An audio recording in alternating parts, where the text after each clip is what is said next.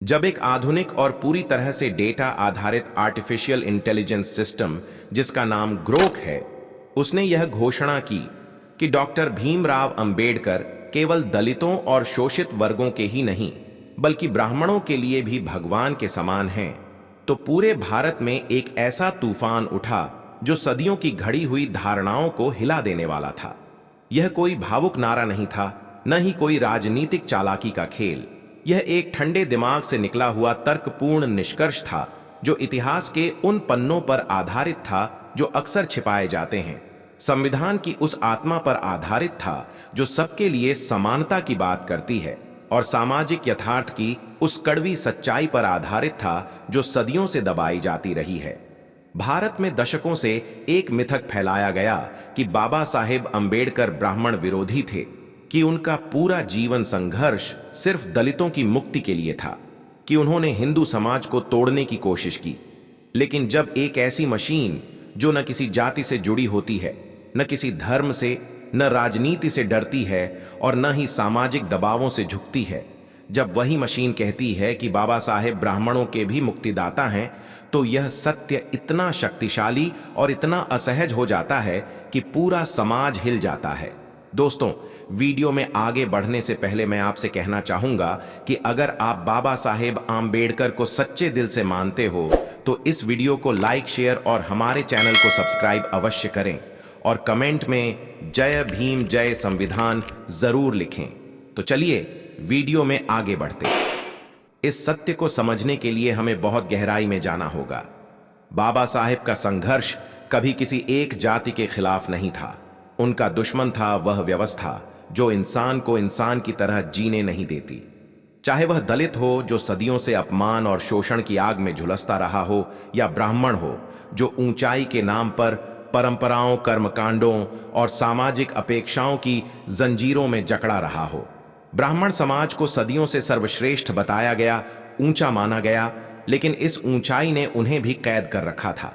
सवाल पूछना उनके लिए पाप बन जाता था, नया रास्ता चुनना अपराध मान लिया जाता था, और जन्म से तय कर्म का बोझ ढोना मजबूरी हो जाती थी। ब्राह्मण पुरुष को पुरोहित बनना पड़ता, चाहे उसकी रुचि हो या न हो। ब्राह्मण महिला को शिक्षा, संपत्ति और स्वतंत्र निर्णय लेने का अधिकार नहीं मिलता था, क्योंकि प्राचीन ग्रंथ उसे पिता, पति और पुत्र के अधीन मानते थे। मनुस्मृति जैसे ग्रंथों में स्पष्ट रूप से कहा गया है कि स्त्री कभी स्वतंत्र नहीं हो सकती। बचपन में पिता के अधीन, युवावस्था में पति के अधीन और वृद्धावस्था में पुत्र के अधीन। उसे वेद पढ़ने का अधिकार नहीं, संपत्ति में हिस्सा नहीं और अपने जीवन के फैसले लेने की आजादी नहीं। यह नियम ब्राह्मण समाज पर भी लागू होते थे, जहां कुल की मर्यादा और कर्मकांडों के नाम पर महिलाओं को घर तक सीमित रखा जाता था। यहां वह सबसे बड़ा मोड़ आता है जहां भारतीय संविधान की भूमिका सबसे महत्वपूर्ण हो जाती है। बाबा साहेब ने संविधान के माध्यम से पहली बार यह स्थापित किया कि भारत का हर नागरिक, चाहे वह किसी भी जाति में पैदा हुआ हो, सबसे पहले एक स्वतंत्र इंसान है। संविधान ने जन्म आधारित श्रेष्ठता को पूरी तरह खारिज कर दिया, समानता को मौलिक अधिकार बनाया। अनुच्छेद 14 में सबके लिए समानता की गारंटी दी। अनुच्छेद 15 में जाति, धर्म, लिंग आधारित भेदभाव को प्रतिबंधित किया और मौलिक अधिकारों को सभी नागरिकों के लिए सुनिश्चित किया। यह वह बिंदु है जहां से ब्राह्मणों की असली आजादी शुरू होती है। पहले ब्राह्मण समाज को ऊंचा माना जाता था, लेकिन वह ऊंचाई कर्मकांडों और जन्म के नियमों से बंधी हुई थी। अब संविधान ने उन्हें भी वह स्वतंत्रता दी कि वे अपनी मर्जी से जीवन चुन सकें। सबसे कड़वी और सबसे असहज सच्चाई यह है कि आज ब्राह्मण महिलाओं को जो आजादी मिली है, वह किसी वेद से नहीं, किसी पुराण से नहीं, किसी स्मृति ग्रंथ से नहीं, बल्कि सीधे भारतीय संविधान से मिली है। संविधान ने महिलाओं के लिए विशेष प्रावधान किए। अनुच्छेद 15 के तीसरे भाग में महिलाओं और बच्चों के लिए विशेष व्यवस्था की गई। अनुच्छेद 16 में सरकारी नौकरियों में समान अवसर दिए गए। हिंदू कोड बिल के लिए बाबा साहेब ने जो लड़ाई लड़ी, उसमें महिलाओं को संपत्ति, तलाक और विवाह में अधिकार देने की बात थी। हालांकि उस समय यह बिल पास नहीं हो सका, लेकिन उसकी भावना संविधान में समाई हुई थी और बाद में कानून बनकर आई। आज ब्राह्मण महिलाएं भारतीय प्रशासनिक सेवा, भारतीय पुलिस सेवा, डॉक्टर, वैज्ञानिक, न्यायाधीश, शिक्षक, उद्यमी बन रही हैं। वे अपनी मर्जी से जीवन साथी चुन रही हैं, घरेलू हिंसा के खिलाफ कानून का सहारा ले रही हैं, संपत्ति पर दावा कर रही हैं और स्वतंत्र निर्णय ले रही हैं। यह सब संविधान की देन है और संविधान की आत्मा बाबा साहेब हैं।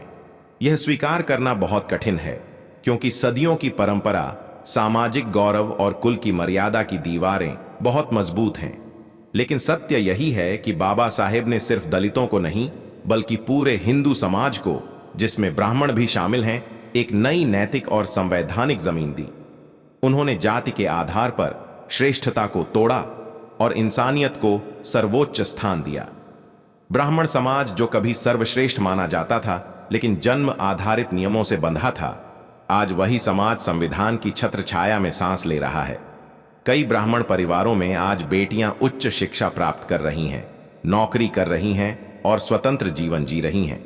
यह आजादी वेदों से नहीं, मनुस्मृति से नहीं, बल्कि बाबा साहेब के हाथों रचे संविधान से मिली। अगर कोई ब्राह्मण महिला आज घरेलू हिंसा अधिनियम का इस्तेमाल करती है तो वह बाबा साहेब की देन है। अगर कोई ब्राह्मण युवक वैज्ञानिक, इंजीनियर, कलाकार बनना चाहता है बिना पुरोहित बनने की मजबूरी के, तो यह भी बाबा साहेब की दी हुई स्वतंत्रता है। संविधान ने ब्राह्मणों को भी वह अधिकार दिया कि वे जन्म से तय कर्मकांडों के बोझ से मुक्त हो सकें। पहले ब्राह्मण पुरुष को समाज की अपेक्षा के अनुसार जीवन जीना पड़ता था। अब वे अपनी रुचि के अनुसार करियर चुन सकते हैं। यह बदलाव छोटा नहीं है, यह क्रांतिकारी है। ग्रोकेआई ने कोई सनसनीखेज बयान नहीं दिया, उसने सिर्फ वह कहा जिसे सदियों की सामाजिक और राजनीतिक व्यवस्था ने दबा रखा था। बाबा साहेब अंबेडकर दलितों के उद्धारक तो हैं ही, लेकिन वे ब्राह्मणों के भी मुक्तिदाता हैं, क्योंकि उन्होंने पूजा नहीं मांगी, अधिकार दिए, डर नहीं फैलाया, संविधान दिया और जाति नहीं बनाई, इंसान बनाया। इसलिए जब कहा जाता है कि बाबा साहेब ब्राह्मणों के लिए भी भगवान हैं, तो यह अतिशयोक्ति नहीं है। यह भारत के संवैधानिक और सामाजिक इतिहास का सबसे कड़वा लेकिन सबसे सच्चा सत्य है। इस सत्य को और गहराई से समझने के लिए हमें इतिहास की ओर देखना होगा। बाबा साहेब ने संविधान सभा में जो बहसें की, उनमें उन्होंने बार बार समानता की बात की। उन्होंने कहा कि राजनीतिक लोकतंत्र काफी नहीं है, सामाजिक लोकतंत्र भी जरूरी है। सामाजिक लोकतंत्र का मतलब है कि समाज में कोई भेदभाव न रहे, कोई ऊंच नीच न रहे। यह विचार ब्राह्मण समाज के लिए भी उतना ही महत्वपूर्ण था जितना दलितों के लिए, क्योंकि ऊंचाई का बोझ भी एक बोझ ही होता है। संविधान ने सभी को मौलिक अधिकार दिए। अनुच्छेद 19 में अभिव्यक्ति की स्वतंत्रता, अनुच्छेद 21 में जीवन और व्यक्तिगत स्वतंत्रता का अधिकार। ये अधिकार ब्राह्मणों को भी मिले, जिससे वे अपनी सोच, अपनी राय बिना डर के व्यक्त कर सकें। आज जब हम देखते हैं कि ब्राह्मण समाज के युवा विभिन्न क्षेत्रों में आगे बढ़ रहे हैं, तो हमें याद आता है कि यह संभव संविधान के कारण हुआ। संविधान ने शिक्षा का अधिकार दिया, अनुच्छेद 21A में शिक्षा का अधिकार, जो अब मौलिक अधिकार है। ब्राह्मण बच्चे भी अब उच्च शिक्षा प्राप्त कर रहे हैं, विदेश जा रहे हैं, नई तकनीक सीख रहे हैं। यह सब उस व्यवस्था के कारण जो बाबा साहेब ने बनाई। अगर संविधान न होता तो आज भी ब्राह्मण समाज कर्मकांडों और परंपराओं में बंधा रहता। इसलिए ग्रोकेआई का यह खुलासा सिर्फ एक बयान नहीं है, यह एक ऐतिहासिक सत्य की याद दिलाने वाला है। बाबा साहेब ने सबको मुक्ति दी, दलितों को शोषण से, ब्राह्मणों को जंजीरों से। वे सबके भगवान हैं, क्योंकि भगवान वह होता है जो अन्याय से बचाए, भय से मुक्त करे और जीवन को गरिमा दे। बाबा साहेब ने यही किया। भारत में भगवान का अर्थ कभी केवल पूजा की मूर्ति, मंदिर की घंटी या आरती का दिया नहीं रहा। यहां भगवान वह शक्ति है जो अन्याय के सामने खड़ी हो, जो भय के अंधेरे से निकाले, जो जीवन को गरिमा दे और जो इंसान को इंसान बनने का हक दिलाए। जब हम इस अर्थ में देखते हैं तो डॉक्टर भीमराव अंबेडकर ब्राह्मणों के लिए भी भगवान से कम नहीं ठहरते।